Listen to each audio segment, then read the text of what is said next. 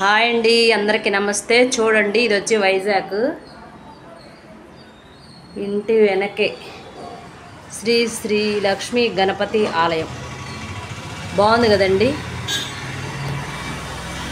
Location చాలా బాగుంది. Greenery చుట్టూరు, మధ్యలో గుడి. మా అక్కయ్య వాళ్ళ అన్నయ్య గారి గృహప్రవేశం అయితే వైజాగ్ వచ్చామండి. ఇది ఏ ఏరియానో నాకు తెలీదు. ప్రజెంట్ అయితే వచ్చాము.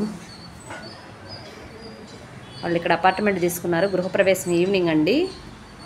వచ్చాము. అపార్ట్మెంట్ కింద రెంట్కి ఉంటున్నారు. కింద ఇలా ఉంది.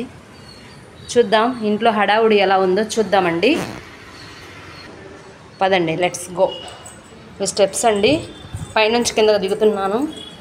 చూడండి ఇక్కడ చెప్పులు ఎన్ని జతలనేయో. వీళ్ళంతా ఉన్నారు లోపల. చూద్దాం ఏం చేస్తున్నారు.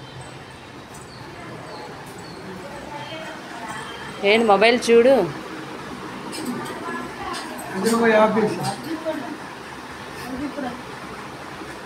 ఈ మనిషి చాలా కష్టపడుతుందండి. ఇంట్లో కూడా ఇలానే చేస్తా పాపం. అవునా, తెలియదు మాకు. ఆ ఊరు తెలియదు. ఈ రూమ్లో కొంతమంది నిద్రపోతున్నారు. నెక్స్ట్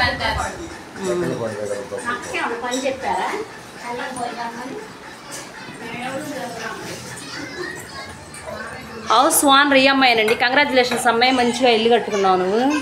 ఇంకొక 2 అపార్ట్మెంట్లు కొనాలి మీరు. వదిన గారు ఇటు చూడు, ఒకసారి హాయ్ చెప్పు. ఈ అమ్మాయి ఇంటి ఓనర్ అమ్మ. బుడ్డమ్మ ఇటు చూడు.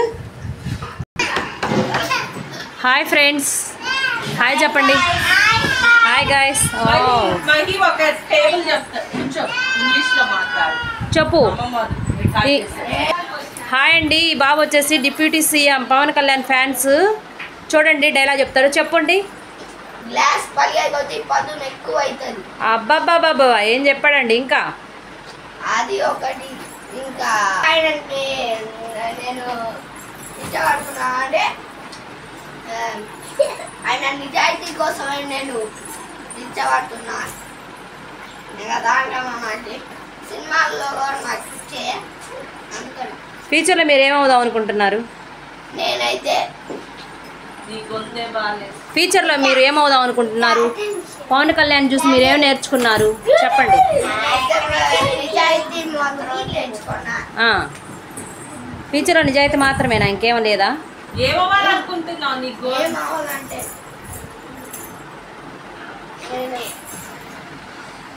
Apple company CEO. Wow, congratulations. మీ కోరిక తీరాలని కోరుకున్నా. క్లాప్స్ కొట్టండి. తినొచ్చి మా మనవరాలండి శ్రీవల్లి. తను రైమ్ చెప్తుంది. రైమ్స్ చెప్పమ్మా.